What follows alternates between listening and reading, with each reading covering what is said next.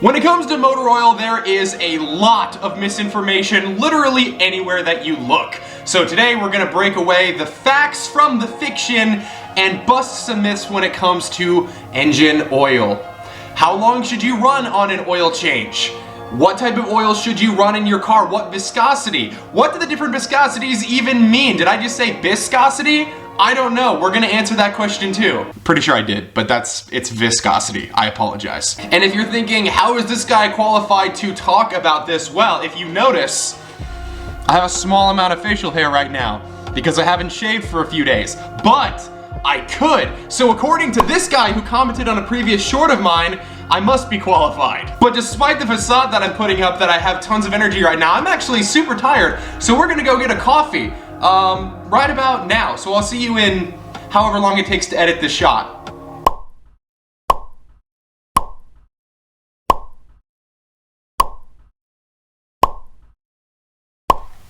Coffee is available, and it's a macchiato, so allow me to do the honors of mixing this together and forcing you to listen to the, can you think of a better sound in the world than this?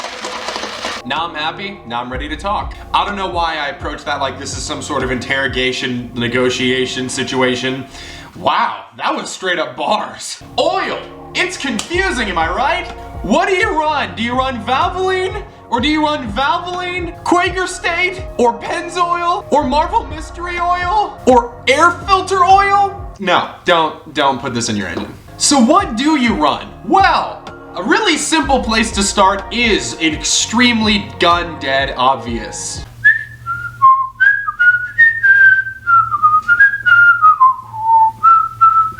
I don't know what that whistling was, but apparently that's the theme song for this video now. Yes! What your owner's manual and or oil cap or whatever, what is recommended by the manufacturer of your vehicle is an extremely good place to start. You're probably not going to run into any issues running the factory oil recommended viscosity in your car's engine. But this goes into kind of a heated topic, which is people that typically believe that the only oil you should ever run and the best oil you can possibly put in your engine for any given circumstance is always going to be what is recommended by the manufacturer of your vehicle. That is not necessarily true depending on what you're doing, because you have to keep in mind that manufacturers have different standards that they have to adhere to with the vehicles that they produce. One of them being efficiency.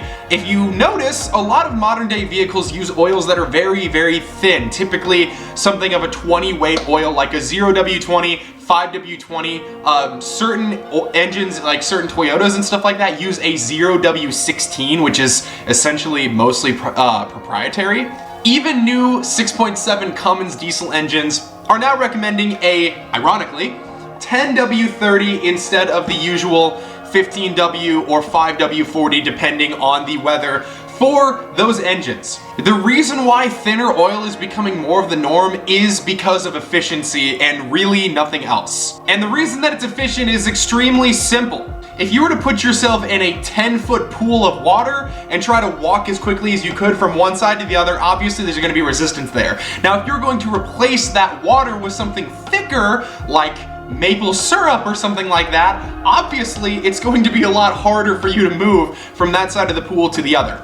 It's the same way for the individual mechanical pieces inside of your engine. Sorry for the incredibly simple descriptions of some of these things. I'm just trying to keep this as quick and basic as possible. But the components inside of your engine, both in like the valve train and the general rotating assembly of the bottom end, both have literally more resistance with a thicker oil, and that hurts efficiency. So when there's standards that have to be adhered to by like the EPA and stuff like that, manufacturers are doing everything that they can to make their vehicles more efficient, fuel efficient, to pollute less, whatever it may be.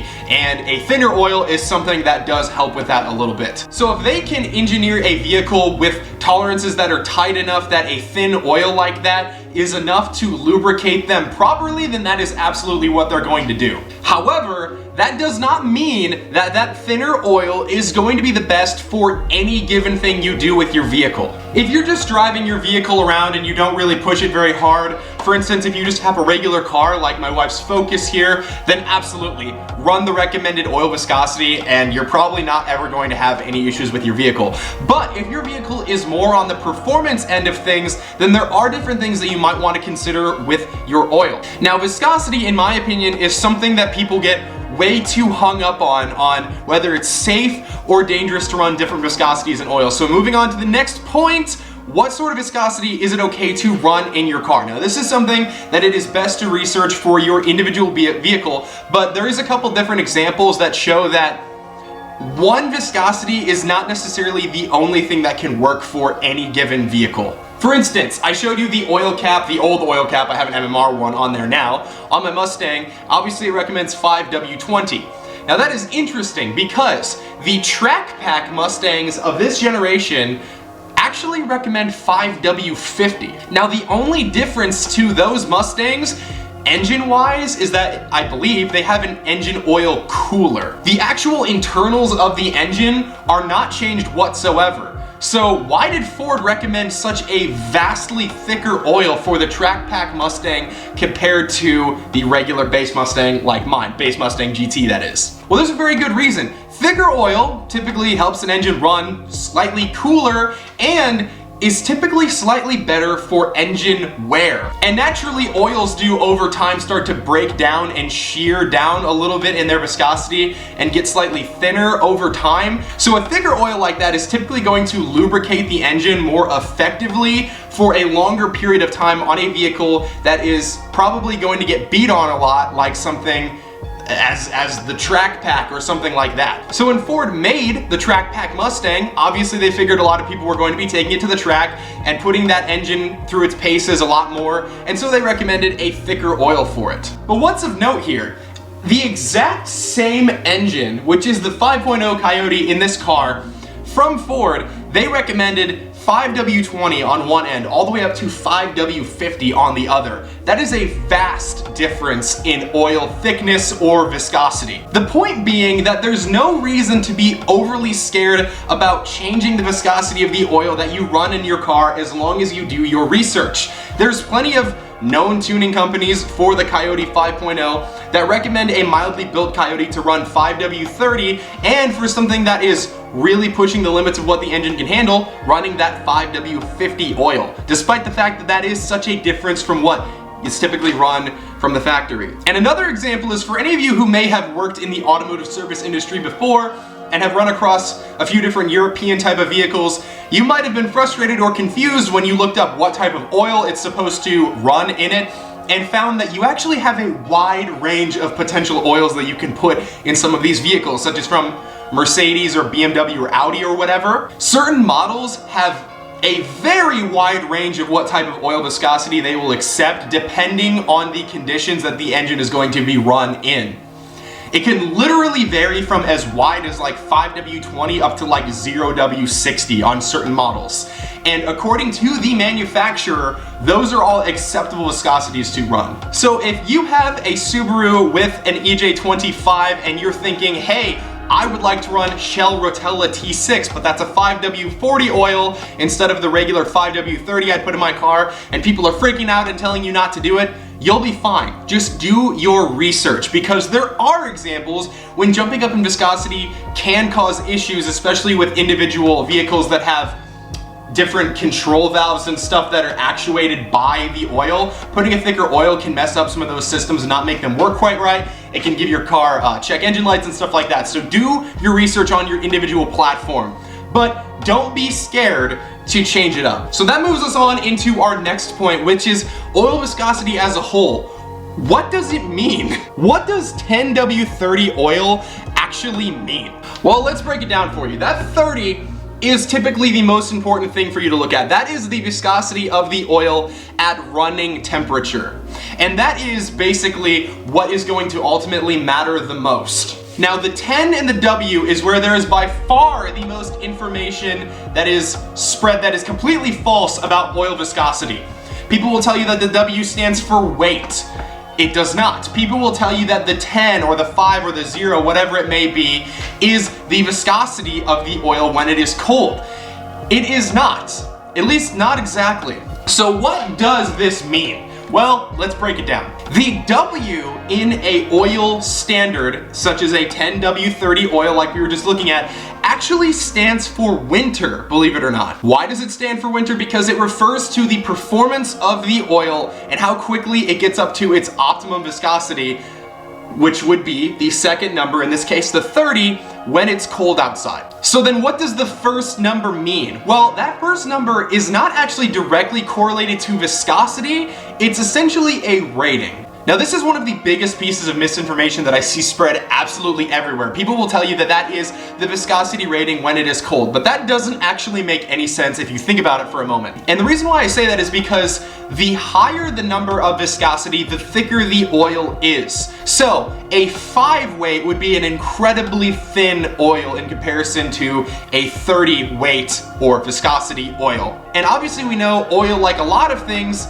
tends to get thicker as it is colder. So if it's thicker when it's colder, then how is the 10 in front of the 30? Wouldn't that mean that the oil is actually thinner when it's cold? No, that is basically molecularly impossible for oil. So the other thing that people will say is, well, it's not the same rating of viscosity. There's a different rating of viscosity for cold temperature and for warm temperature. That is actually not possible either. That would not make any sense. In the same way that the first number cannot be a viscosity rating that is the same as the second number, it can't be a completely separate rating from the second ones either. And the reason being is because the second weight of the oil, which is the basically ultimate weight that decides most things about the oil, could not coincide with that in a way that makes sense. For instance, if you had a 0W60 oil, that would mean that it has to be thinner when it's cold than a 10W30 oil. And that does not really make any sense. So that first number is not literally a viscosity rating. What it is essentially a rating system to describe how well the oil gets up to temperature. So this 10 is not specifically talking about the viscosity of the oil at all. It is talking about how well the oil performs getting up to that ultimate 30 weight or viscosity when the engine is warm. Lower numbers are typically better and they get up to temperature and up to that optimal viscosity a lot quicker than higher numbers. So therefore, if you have like a 5W40 oil and a 15W40 oil, at operating temperature, they should be essentially the same viscosity. There might be slight differences, but ultimately they'll be about the same. However, that 15W40 is going to remain thicker and take longer to get to that optimal viscosity than a 5W40 oil would. And this applies to literally any secondary rating. So a 5W30 oil is going to perform better in the winter than a 10W30. A 5W50 is going to perform better in the cold than a 20W50, etc., etc. But this is where a lot of the confusion comes in, because a lot of people assume, oh, well, higher number means that it's worse in the winter, so I want to have the lowest number possible. But what they end up doing is running, for instance, if it's a Coyote or whatever, they might be running 5W50 oil all year round instead of running like a 10W30. But here's where it gets confusing, because that first number doesn't specifically describe the viscosity of the oil. It means that despite the fact that this is a 10W30 oil, this is still going to be thinner when it's cold than a 5W50 oil would be. And this is why research is so important for your individual engine platform, because there is not a direct rule of thumb one way or the other what oil is best in what given condition. It's different for every engine platform, and it could be vastly different from one of your vehicles to another, or the last vehicle you own to the one you own now. Just having a lower number or a higher number does not tell the whole story, and it's really not what's most important. And ultimately, that sort of misinformation that gets spread is the whole reason why I started the Common Car Myths short series, which you can check out if you'd like to, and is the entire reason why I decided to make this video. So let's clear up a couple other common misconceptions. The first one of which being that you need to change your oil every 3,000 to 5,000 miles. Is that actually true? Well, with modern day full synthetic oils like this one, no, it really isn't. However, with Older oils like this, and even modern day conventional motor oils, it's a lot more of an issue than with modern day full synthetics. One of the reasons why you'll notice right here on this can of old Valvoline, I have no idea when this is from, however, non-detergent motor oil.